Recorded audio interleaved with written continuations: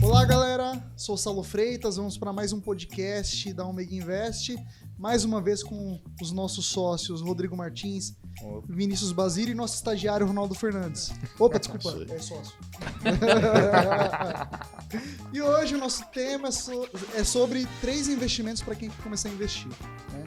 A gente está num cenário onde as pessoas estão começando a se mexer mais para tentar ganhar dinheiro extra, fazer as coisas virarem de maneira geral. E no podcast anterior a gente falou sobre uma persona, o Magal, né? O Magal, que é o nosso amigo que tem dívida, como todo brasileiro, né? Um dia já passou por isso. O Magal tem dívida e quer começar a investir. O que vocês acham que o Magal precisa fazer primeiro para poder sair dessa situação? Mas antes disso, acabei esquecendo do Ronaldo. Poxa, Ronaldo, se puder falar um pouco sobre você, de onde você veio, o que você faz aqui na Ômega. Ah, certo. Bom, eu trabalho sempre aí no mercado financeiro, né? Desde... Pouco tempo, né, Ronaldo? Desde 1989. Então, vamos lá.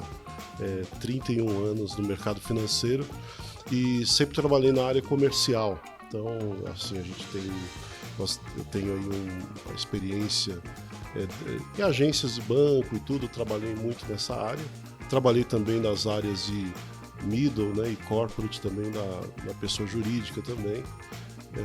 Então, assim, várias instituições financeiras aí. O que é middle? Middle são empresas que faturam até 300 milhões.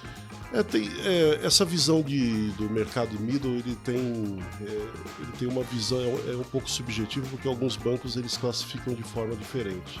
Então, por exemplo, o Itaú ele fala do segmento empresas e tudo mais. Nós vamos entender aí que o middle ele parte de 30 milhões de faturamento e vai se aproximar dos 300 milhões que você falou. A partir daí vai um high middle e até mesmo já inicia o segmento corporate a partir de 1 bilhão. Tá ótimo. Pouca experiência, né? Pouco tempo. Eu acredito que seja uma experiência razoável e dá pra gente... Ele é o mestre, é o nosso papai aqui da Ômega, né? E voltando aqui pro Magal, né? Magal, poxa, tem dívida como qualquer brasileiro, quer começar a investir. Tem sentido na visão de vocês o Magal começar a investir agora? Acho que o primeiro passo é fazer um planejamento financeiro, zerar as dívidas, né? Parar ali de pagar juros e aí sim iniciar os investimentos, né? Porque às vezes a conta não fecha, né, Rodrigo? Às vezes o cara vai ter 0,5% de retorno no investimento ao mês e paga 10% de juros na dívida dele, né? Então realmente o primeiro passo é o cara enxugar os gastos desnecessários, fazer um planejamento financeiro, se esforçar para sair daquela dívida, renegociar a dívida com o banco, trocar juros de 10 por 5, tentar resolver a situação dele com o banco, né? E aí, a partir daquele momento, começar a poupar, né? A gente sempre costuma aqui num processo de planejamento financeiro, é importante você dividir as caixinhas, né?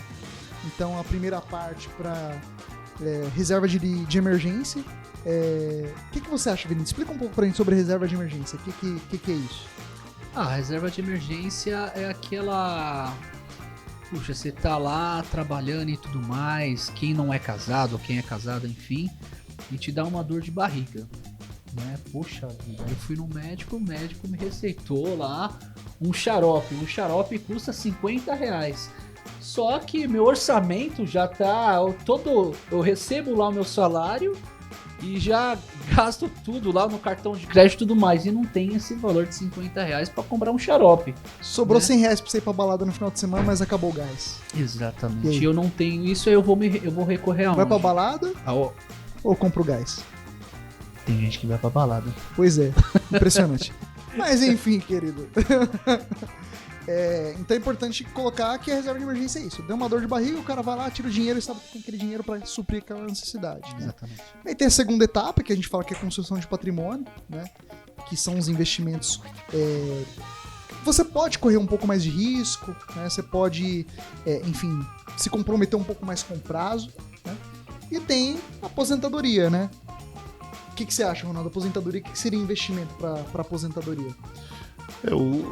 Dentro da linha da reserva de emergência, você precisa sempre pensar, né, em acumular algo que que vai trazer para você um conforto no futuro. E lógico, nós temos aí muitas opções hoje de investimentos de longo prazo.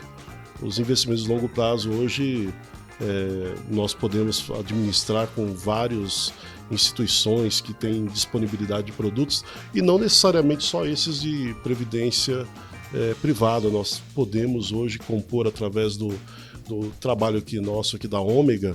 Nós temos bastante operações e produtos, né, que se adequam ao longo prazo, e você pode ter aí não só vai te subsistir num momento de que você precise aí de um auxílio de emergência, numa urgência, mas você também vai ter aí lá no seu final de carreira um pé de meia ali guardadinho, com valores aí que se acumularam aí tanto na parte de renda variável quanto na parte de renda fixa.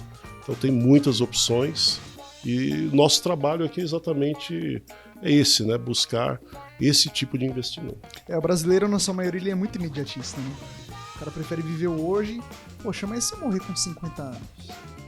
Tá, mas se você viver até 80? A conta é justamente essa, né? Você se preparou para os 50, mas pode chegar aos 100. Então, na dúvida, é melhor você estar preparado se você superar a sua expectativa, né? Por isso que começar a investir o quanto antes, melhor, né? Não tenho dúvida. O prazo é muito importante. Sim, além disso, você ter uma vida mais confortável, você não ter uma preocupação, né? Se você vai ter aquele dinheiro para honrar um compromisso e tudo mais. E com o planejamento a gente sabe que é muito possível, né?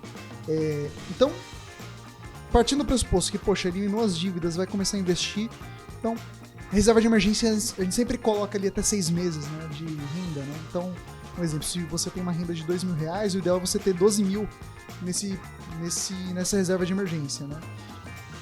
Geralmente, quem vai começar a investir, na sua maioria, começa pela reserva de emergência. Sim. Então, claro, a não ser que você recebeu uma bolada de herança ou vendeu um imóvel, enfim, que era da família, aí você já recebe um dinheiro maior, dá pra você diversificar mais, né? Mas vamos pensar no Magal aqui que tá começando, pagou as dívidas, vai começar na reserva de emergência. O que é investimento? Como que esse cara pode começar a investir? Então, qual que é o processo? Qual que é o primeiro passo para ele começar a investir? Ele nunca teve... Ele investe no banco dele, investe em uma corretora. Qual que é a diferença entre banco e corretora? Qual que é o primeiro passo para ele ter esse acesso ao mundo de investimentos? Responde essa aí, vai, Vini. Bom, eu acho que, primeiramente, né, o cliente, para investir, ele pode investir através do banco, onde ele tem... Opa, desculpa. Quebrou, pagou. Quebrou, pagou. Ele pode investir através do banco, onde ele tem conta, né? Lá você tem uma prateleira de produtos, né? Ou através de corretoras, né? A poupança? Não, poupança não. Mas se ele for no banco, a gente vai enfiar a poupança nele. Depende. Você tem uma prateleira de produtos no banco ou através de uma corretora independente. Ali poupança é um bom investimento? Eu não acho. Eu acho que você tem outras alternativas ali que você pode. Não é. Poupança só enche o rabo do dinheiro do banco de dinheiro, né? Não é. Banco ganha dinheiro com poupança, cliente não ganha dinheiro com poupança. A gente vai falar um pouco sobre outras alternativas para você fugir da poupança, investidor. O exemplo disso é Tesouro Direto, né? Exatamente, é uma alternativa. Vamos chegar lá, né? Então você tá falando sobre a conta, né? Abre a conta. Ele abre a conta, né? Ou no banco ou na corretora onde ele tem, né? E ali ele cria uma conta em investimentos, né? E ali ele vai ter uma série de produtos onde ele vai ter acesso, ou ele vai ter um assessor de investimento da confiança dele, que vai, de acordo com o objetivo dele, vai direcionar em qual produto investir, né? E acho que esse é o primeiro passo. É bem interessante, porque hoje o mercado mudou bastante. Acho que até copiando um pouco o modelo americano, o modelo europeu. Hoje, antes nós pensávamos no investimento, vinha logo, vamos lá no nosso banco e tudo. Mas isso tem mudado bastante, né? Porque até mesmo a qualidade hoje de atendimento que essas plataformas, com o próprio BTG, que é um banco, mas tem essa parte de corretora, ela fica tão acessível como você tinha o seu gerente de banco de ontem, né? Hoje o assessor de investimentos, ele tem muito mais qualidade no atendimento e na identificação do perfil do cliente do que até o banco. Porque quando nós íamos no banco, às vezes o gerente ele não colocava o que era mais interessante para o banco propositalmente. Ele colocava aquilo que ele entendia que era o mais importante. Mas agora, né, eu acho que existe sim um crescimento muito grande, até mesmo da educação nessa área financeira. E até uma das razões por nós estarmos aqui, né, porque essa conversa antes era impossível. Você não tinha tantos acessos às informações como nós temos hoje. E hoje a formação de um assessor de investimento, que lá atrás, antes, ele foi um gerente de banco, hoje com ele recebendo uma certificação, que o cara já tem que estudar pra caramba, ele recebendo todo um arsenal de produtos que ele recebe de uma plataforma aberta. O cara, quando ele recebe um cliente, hoje ele já tem, mesmo para um cliente que é um investidor iniciante, ele já tem muitos produtos que vai se adequar ao perfil. Porque desde o início o cara já vai saber, poxa, qual o perfil do cara? Será que ele é conservador e tudo? Você já identifica. Lá atrás, no banco não tinha isso. Você não sabia se o cara era um investidor agressivo ou se era um conservador, se o cara era um empreendedor. Você não sabia, porque você tem aqui a poupança, tem o CDB e acabou, não tem mais nada. Hoje nós temos muitos produtos que atendem o cliente, o nosso amigo aqui, o Magal. Se ele hoje ele entra aqui na Ômega Invest, como nós trabalhamos aqui, evidentemente que em qualquer outro escritório do BTG Pactual, ele vai ter aí um atendimento de primeiríssima linha e, no mínimo, se tiver algo que estiver fora do próprio perfil dele, ele vai saber exatamente qual, né, o investimento que seria mais adequado para ele. Isso é um momento muito legal que estamos vivendo no nosso país, né, que nós estamos aprendendo, né, a investir, e todos os profissionais subiram aí, tiveram um upgrade, porque foram todos puxados para cima com esse entendimento de investimento e tudo, e recebemos os treinamentos adequados. Hoje somos certificados, então melhorou-se muito a forma de abordagem, né, com o cliente final. Esse foi o mais favorecido com isso. Eu acho que o movimento, além disso, esse movimento ele favoreceu os bancos também a ofertarem produtos melhores, né? Então foi que você falou, poxa, tem o CDB do banco, só tem uns 2 produtos aqui, poupança e CDB do banco, mas esse movimento de corretor, hoje você vai no Itaú, você consegue, por exemplo, aplicar num fundo melhor do que era há 20 anos atrás, né? Então realmente isso melhorou muito, né? Partindo do pressuposto que a reserva de emergência ela envolve só produtos conservadores, né? Ou seja, são produtos que têm baixo risco, eles não oscilam negativo, né? Eles são pós-fixados, né? Eles acompanham o ritmo da economia. Hoje você tem muitas oportunidades ainda num perfil muito conservador, né? Então uma que o Vini citou foi o Tesouro Direto, né, Vini? Explica rapidamente o que é o Tesouro Direto. Tesouro Direto são títulos do governo, né? Quando você está investindo em Tesouro Direto, você está emprestando dinheiro para o governo honrar com as suas dívidas, com seus gastos e tudo mais. E pelo fato de você emprestar para o governo fala assim, legal, você me emprestou? Tá bom, então eu vou te pagar uma taxa de juros, né? E esses títulos, cada um tem uma característica, né? Então, por exemplo, nós temos lá a sopa de letrinhas, né? A gente tem o Tesouro Selic ou a LFT, que antigamente chamava. A LFT ela tem uma característica de fluxo de caixa, que é o reserva de emergência. A característica dela é justamente, puxa, precisei do dinheiro, você já consegue ali, mas ela vai te remunerar a taxa básica da economia, que é a taxa Selic. Hoje 6,25, né? 6,25. Até fazendo um paralelo com a poupança, né? A poupança, ela rende 70% da Selic, né? Exato. E quando você compra um título desses, tem prestando dinheiro pro governo, o título paga 100% da Selic, ele paga 30% a mais. Qual que é a diferença aqui, né? É que a poupança não tem imposto, né? E o título público tem imposto, só que mesmo pagando na maior alíquota, que é 22,5%, vai trazer mais rentabilidade para o investidor do que uma poupança. E além disso, a poupança tem aniversário, né? Exato. Então, você tem que esperar 30... Se você aplicou no dia 1º, você resgatou no dia 29, amigão, um abraço, você perdeu a rentabilidade de um mês.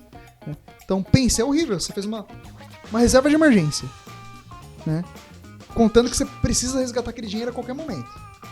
Aí você vai lá, resgata em 29 dias, perdeu toda a rentabilidade. Ou seja, você perdeu o dinheiro, porque a inflação comeu o seu dinheiro, né? Então foi um péssimo investimento, né? Então a poupança não é investimento, a poupança não é uma boa.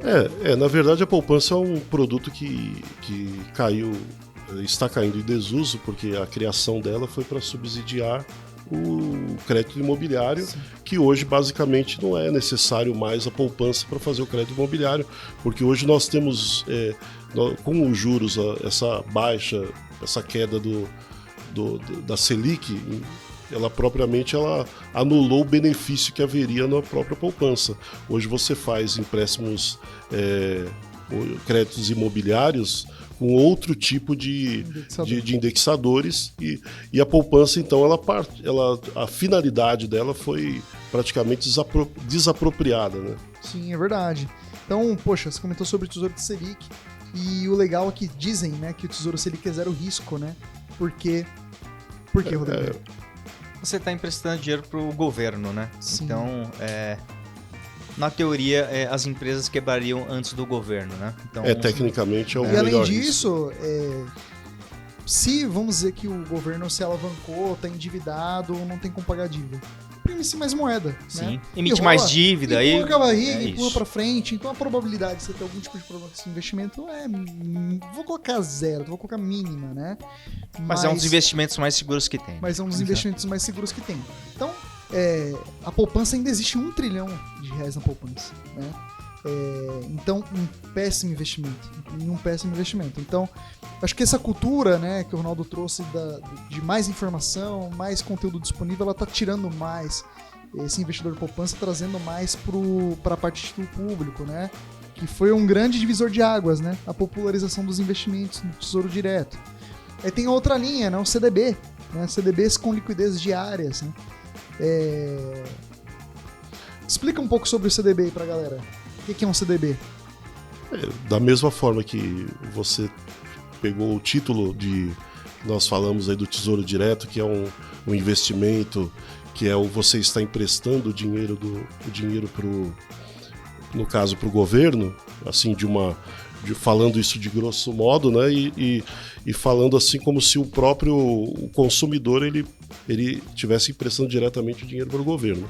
Dessa mesma forma, no CDB, é um certificado que você está emprestando ou você está dando funding para o banco, e o banco em si ele vai fazer o trabalho dele com aquele recurso que você investiu e combinou de pagar, e aquilo vai ser o funding que o banco tem para fazer os seus empréstimos. Logo, então, a sua garantia, você tem uma garantia dupla nesse caso, né? Você tem não só o banco, a qualidade do banco que você está trabalhando, né? A forma que ele trabalha, o rating do próprio banco, como você também tem a própria garantia do Banco Central, do FGC, nesse tipo de produto. Então, é bem interessante. Também é um produto que é interessante, porém, também ele tem sofrido uma boa concorrência de novos produtos que estão sendo, dia a dia, a engenharia financeira de investimentos, né, tem criado novos produtos que até superam aí o CDB, dependendo das necessidades e da forma que o cliente gosta de investir. Sim, é verdade.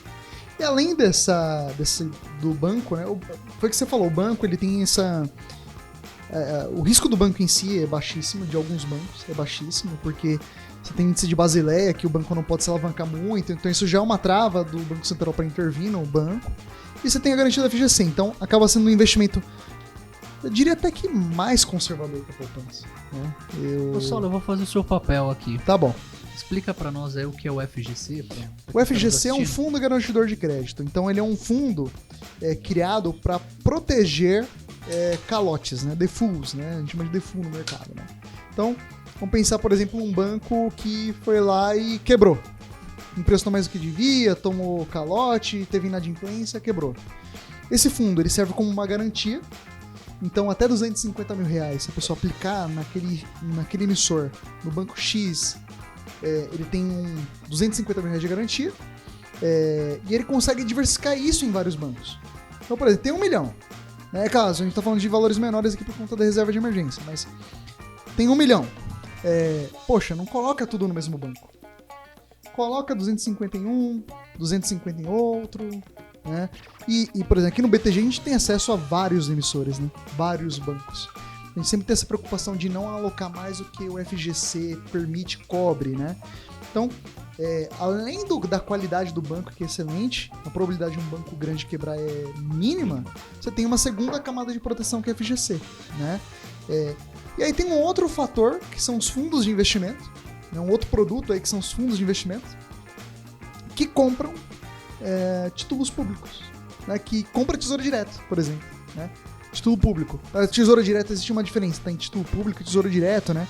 O Tesouro Direto é um programa do governo criado para pessoa física. Popularização, né? Isso, foi a ideia de popularizar, né? Então você consegue aplicar até R$1 milhão no Tesouro Direto por mês, né? Então é um programa específico.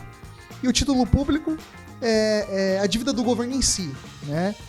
Então você tem fundos que compram esses títulos públicos e numa espécie ali de condomínio, né? Então, poxa, vocês preferem explicar fundo de investimento? O que é um fundo de investimento? Rodrigo, explica pra Vou gente. ficar com essa, né, Vini? Por favor. O fundo de investimento, ali é como se fosse uma colmeia, né? Dentro dele tem os cotistas, né?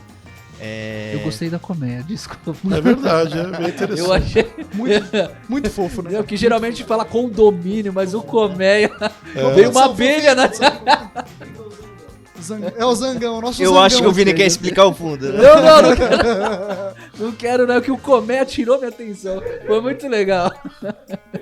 Desculpa, pode continuar. Seguindo. Tô falando aqui, que esse ambiente é insalubre. Mas enfim. Desculpa. Voltemos para as abelhinhas. no fundo, tem um condomínio, as colmeias, né? Então, ali dentro tem os investidores, cada investidor é dono de um pedacinho do fundo, né? Eles são os cotistas, tá? E cada fundo, existe uma infinidade de fundos. Os fundos que compram títulos, os fundos que investem em ações, os multimercados que investem em várias coisas diferentes, né? Então, ao invés de você ir lá e você mesmo montar uma carteira com vários investimentos, você compra um fundo de investimento, pega esse pacote, né? E você é dono de uma parte desse fundo. De né? uma parte. Então, talvez seja uma maneira mais simples de você montar uma carteira bem diversificada, indo ali para um bom fundo, com um bom gestor, atrás disso, tendo um bom assessor que te indicou os melhores fundos. Então, é um investimento muito usado, né? Faz muito sentido ali para você montar a sua carteira, ter bons fundos de investimento dentro. Então o Magal aqui já conheceu o título público, o LFT, né, que é o Tesouro Selic. Ele já conheceu o CDB do banco, emprestar dinheiro para o banco. Então, ele empresta dinheiro para o governo, empresta dinheiro para o banco, e ele pode aplicar num fundo que compra o primeiro, que compra o Tesouro Sim, Direto. Então, ele pode ir direto no Tesouro Direto, um título público, ou ele pode comprar um fundo que compra esses títulos públicos, né? Agora, a Magal só tem R$100 para começar a investir. Ele vai conseguir comprar esses 3 produtos? Vai. Popularizou muito, né? Hoje nós temos fundos e todos os tipos de ingresso, né? Você pode ingressar em fundos com R$100, R$50. Sim. Então, às vezes, tem esse tabu, né? Poxa, mas eu não sou investidor, eu tenho R$100, vou deixar num cofrinho aqui, né? Eu prefiro guardar um cofrinho, eu tô vendo, eu não sei o que eu tô fazendo, né? Então, se você ficar nesses 3 investimentos que são conservadores, é claro, acho que vale a pena avisar o investidor para ele não se iludir que ele não vai ganhar dinheiro tanto dinheiro nesses investimentos, primeiro pelo volume baixo, e segundo pela rentabilidade, que é uma rentabilidade mais tímida pelo risco que ele corre, ou seja, não tem almoço grátis, né? É relação risco-retorno. Sim. Quanto mais risco você tem, mais retorno você pode ter, mais você acaba correndo esse risco. E nesses 3 investimentos, a gente sabe que seu risco é muito baixo, né? Então a rentabilidade, por consequência, ela é muito baixa. Mas ela é muito importante para o Magal fazer reserva de emergência, né? O importante é começar. Sim. Comece a investir, independente se o valor é pequeno, se o valor é alto. Comece a investir, monta um cronograma onde você quer chegar e com o passar do tempo você não tem dúvida, com uma boa assessoria você vai conseguir o seu objetivo, vai ter o seu planejamento financeiro, vai ter uma aposentadoria tranquila, mas dar o primeiro passo é muito importante. Sim, todo mundo teve um começo, né, Rodrigo? Todo mundo. Todo mundo, não tem como... Todo mundo tem um começo. Então, começar a investir é isso, é você se preparar, se planejar, fazer reserva de emergência, né? Nos próximos podcasts nós vamos falar sobre construção de patrimônio, previdência, vamos trazer produtos mais arrojados que falam um pouco sobre isso. Mas é importante você, investidor, conhecer esses 3 produtos, né? E a Ômega pode ajudar vocês. A gente vai trazer bastante conteúdo educacional para as nossas redes. Sem contar, né, Saulo, que o Magal, hoje ele se vê um pouco mais com essa necessidade de olhar bem mais precisamente para os investimentos, né? Porque nós vínhamos aí de um país que nós sempre tivemos a Selic que garantia resultado dos investimentos em renda fixa e praticamente não precisávamos ter muita qualidade na hora de escolhermos qual investimento nós iríamos fazer. Hoje, após essa queda da Selic, é verdade que ela subiu um pouquinho, tem subido e tem uma tendência aí a subir novamente, mas eu duvido muito que ela vai chegar aí no patamar que a gente teve num país recentemente aí de 20 e poucos %.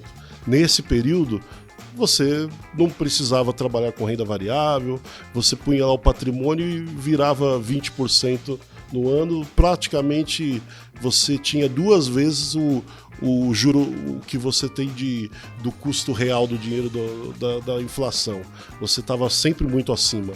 Hoje você precisa conversar com um profissional da área, e aqui nós estamos à disposição, né, do cliente. Sim. Por causa disso, porque tem produto hoje, poxa, não, eu vou ficar no CDI. Provavelmente, pode ser que se você entrar num investimento de CDI hoje, você pode ter comprometido até o ganho real do seu dinheiro, porque hoje a inflação ela está projetada muito para cima e você pode até ter uma perda real do seu investimento. É verdade. Aí o Magalzinho vai ficar com problema. É verdade. Então, mas acho é que melhor o Magal começar por isso, né? Exatamente. Mas hoje, mesmo assim, para esse tipo de investimento, nós temos aí IPCA também, produtos do IPCA mais cupom de juros, que talvez aí seja também um produto bem legal, com risco baixo, e que o Magal vai ficar também bastante satisfeito com o resultado e com a manutenção do seu patrimônio. É que são produtos mais complexos, né? Aí exige um grau de aprendizado maior. Enfim, por oscilações de mercado. A Magal vai ter que ter experiência primeiro dos 6 meses de reserva de emergência, né? Para depois partir para essa aventurar. Aí, é claro, se ele tiver um assessor, vai ser muito fácil. A ideia é sempre, desde o início, já ter o seu assessor, né?